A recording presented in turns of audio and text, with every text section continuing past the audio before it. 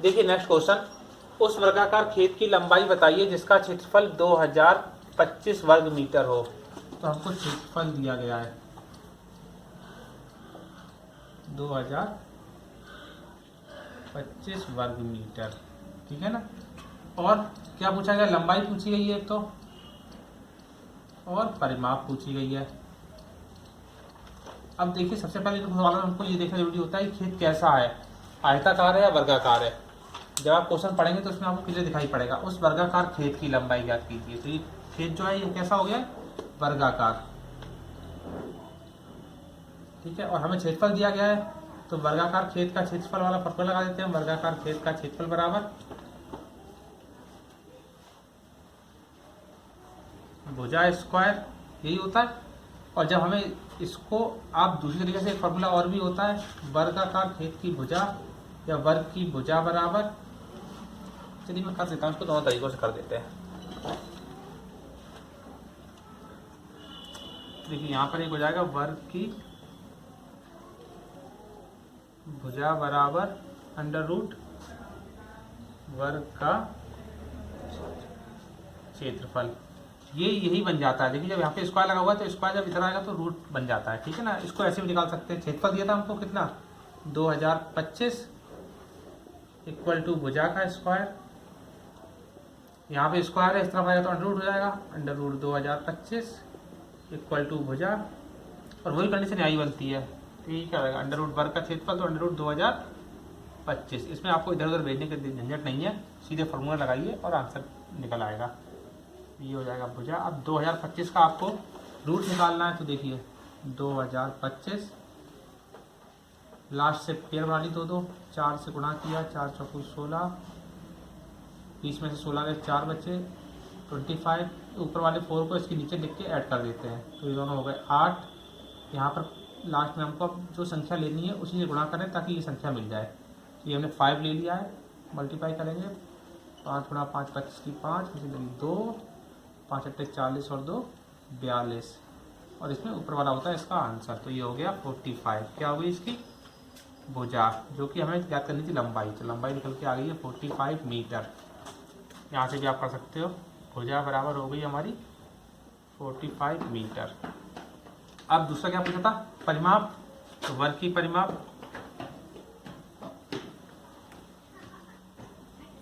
बराबर 4 गुणा भुजा, तो 4 इंटू 45 बराबर 180, 45 चौको 180, और परिमाप हो जाएगी मीटर। नेक्स्ट क्वेश्चन, एक वर्ग की प्रत्येक भुजा 2 गुनी कर दी जाए तो परिमाप क्या होगा।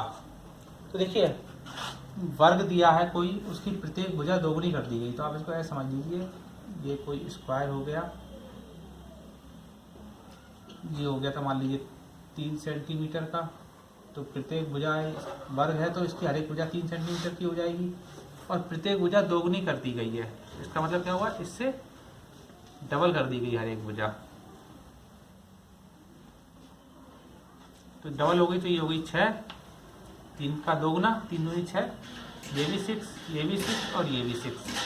अब हमसे पूछा क्या गया है, इसका परिमाप क्या होगा। तो पहले हम इसका परिमाप निकाल लेते हैं, फिर इसका परिमाप निकाल लेते हैं, और देखते हैं वो जो परिमाप है वो इससे कितना बड़ा आ रहा है। तो पहले छोटे वर्ग का परिमाप, ठीक है ना,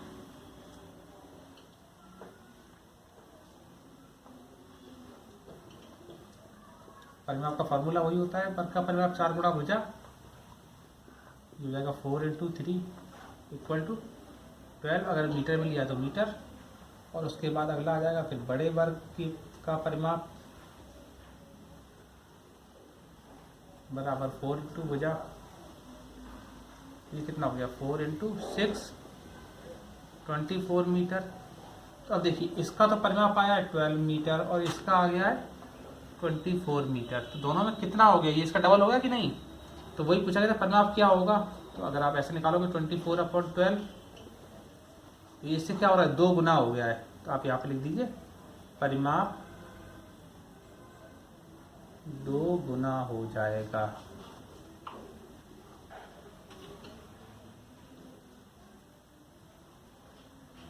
बस देखिए नेक्स्ट क्वेश्चन, एक आयताकार भूखंड जिसकी विमाएं 100 मीटर इंटू 80 मीटर हैं के चारों ओर 3 बार तार लगाने में कितना तार लगेगा। तो सबसे पहले हमको दिया गया एक आयताकार भूखंड जिसकी विमाओं का मतलब होता है भुजाएं 100 मीटर इंटू 100 मीटर। जब भी कभी ऐसे लिख के आए हमारे सामने, जैसे लिखा है 100 इंटू 80, तो पहले वाली हो जाएगी लंबाई और दूसरी वाली हो जाएगी चौड़ाई। ठीक है, तो हमको यहाँ पर आयत दिया गया है, उससे हम निकाल लेंगे। यहाँ पर क्या होगी हमारे पास जो दी गई लंबाई हो गई 100 मीटर और चौड़ाई हो गई है 80 मीटर। आयत का परिमाप निकाल लीजिए यहाँ से। आयत का परिमाप बराबर 2 ब्रैकेट में लंबाई प्लस चौड़ाई, तो 2 लंबाई है इसमें 100, चौड़ाई है 80, दोनों को जोड़ देंगे तो 2 गुणा 180, 18 दूनी 36, 360 मीटर हो गई इसका परिमाप। अब परिमाप का मतलब क्या होता है, जैसे कोई एक आयताकार भूखंड होता, अब इसका मीन्स क्या हुआ, कोई इस कोने से चलना शुरू करे तो ये लौट के यहाँ तक आ गया। एक चक्कर में 360 मीटर दूरी उसने तय करी है, और हमको कितने बार तार लगा रहा था इसमें, 3 बार। तो 3 बार तार लगाने में कुल कितना तार लगेगा, ये बुझा गया था ना। यहाँ से आप निकाल लीजिए, कुल तार बराबर 360 में गुणा कर दें 3 का, 0 18 के 8, 1 9 और 1 10, 1080 मीटर। टोटल तार जो लगेगा वो हो जाएगा 1080 मीटर। चलिए देखिए नेक्स्ट क्वेश्चन। एक हॉल की विमाएं 20 मीटर इंटू 12 मीटर हैं। 4 मीटर भुजा वाले वर्गाकार टाइलों की संख्या जिनसे फर्श को पाटा जा सके। पाटने का मतलब पूरे फर्श से बिछाई जा सके। देखिए जब विमाएं दी गई हैं, इसका मतलब ये हो गया कोई ये हॉल होगा, ठीक है ना। इस हॉल में क्या था, ये 20 मीटर की हो गई और ये हो गई 12 मीटर की। अब इसके अंदर टाइलें बिछाई जाएगी 4 मीटर की, तो क्या होगा, एक टाइल यहाँ पे बिछ गई होगी, ऐसी टाइलें बिछाई होगी सीधी, फिर दूसरी, फिर तीसरी, तो ये पूछा कितनी टाइल बिछ जाएंगी इसमें। जब ये एक टाइल यहाँ पर बिछाई जा रही है 4 मीटर की, तो आप देखिए अब इन दोनों में क्या एक चीज़ आपको समझनी है। पहले तो इसमें दी गई थी लंबाई चौड़ाई दोनों, जब लंबाई चौड़ाई दी जाए तो इसका मतलब हो गया कि वो जो चीज़ दी गई है हमारे पास में वर्ग नहीं है, वो आयत है। और जिसमें एक ही भुजा दी गई हो, एक ही साइड दी गई हो, वो क्या हो जाएगा, वो हो जाएगी वर्ग।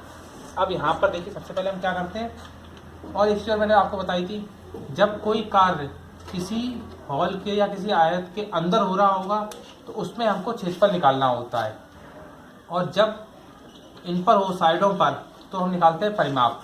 ठीक है ना। तो सबसे पहले देखिए हॉल में की लंबाई दी गई थी हमको 20 मीटर और चौड़ाई दी गई है हमको 12 मीटर। तो निकाल लेते हैं सबसे पहले हॉल का क्षेत्रफल, और हॉल था आयताकार तो हो जाएगा तो आयत का क्षेत्रफल, और वो होता है लंबाई गुणा चौड़ाई। लंबाई है 20, चौड़ाई है 12। ठीक है। अब इसके बीच में क्या दिया हुआ है, ये एक वर्गाकार टाइल है, 4 मीटर है, तो 4 मीटर लंबाई 4 मीटर चौड़ाई। ठीक है ना। अब वर्गाकार टाइल का क्षेत्रफल,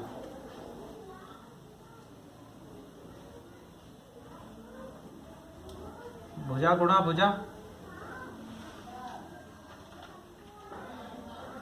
भुजा हो गई थी इसकी 4 गुणा 4।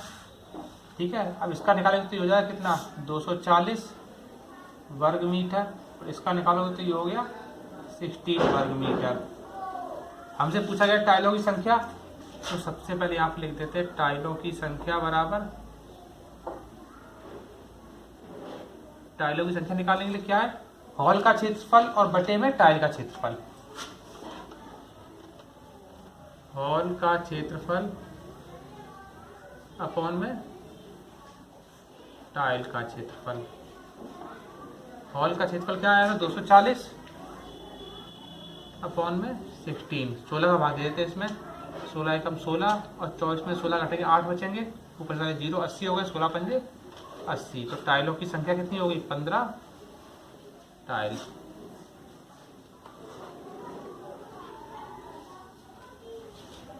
टाइलों की संख्या बराबर 15। देखिए नेक्स्ट क्वेश्चन। एक हॉल की विमाएं 4.8 मीटर इंटू 3.6 मीटर हैं। 1.2 मीटर भुजा वाले वर्गाकार टाइलों की संख्या जिनसे फर्श पाटा जा सके। तो ये सेम क्वेश्चन पहले वाली तरह है, इसे बस पॉइंट में आ गया है। यहाँ से हमारे पास में देखिए लंबाई कितनी दी गई है 4.8 मीटर हॉल की, और चौड़ाई दी गई है 3.6 मीटर। तो सबसे पहले हम क्या निकालेंगे, हॉल का क्षेत्रफल। हॉल का क्षेत्रफल बराबर आयताकार है, लंबाई चौड़ाई दोनों दी गई है, तो लंबाई गुणा चौड़ाई 4.8 इंटू 3.6। अब देखिए इसे गुणा मत करिए क्योंकि हमको टाइलों की संख्या पूछी गई है, लास्ट में भाग भी देना होता है। पहले गुणा करोगे तो गुणा करने में टाइम वेस्ट होगा, फिर बाद में डिवाइड करोगे तो उसमें भी आपका, और लास्ट में डिवाइड करने के बाद में बहुत बड़ा डिवाइड होगा उसका। तो अब क्या निकालते हैं 1.2 मीटर टाइल जो थी टाइल की भुजा, टाइल की भुजा बराबर 1.2 मीटर। यहाँ पे अब क्या निकालना है, टाइल का क्षेत्रफल, भुजा गुणा भुजा, ये कितना हो गया था 1.2 इंटू 1.2। अब निकालें टाइलों की संख्या, तो यहाँ से लिखते हैं हम टाइलों की संख्या बराबर हॉल का क्षेत्रफल बटे में टाइल का क्षेत्रफल। तो हॉल का क्षेत्रफल कितना है 4.8 इंटू 3.6 अपॉन में 1.2 इंटू 1.2। अब देखिए इस पॉइंट से ये वाला पॉइंट हट गया, इस वाले पॉइंट से ये वाला पॉइंट हट गया, 12 चौक 48 और 12 तियां 36, 4 गुणा 3 12 टाइल है।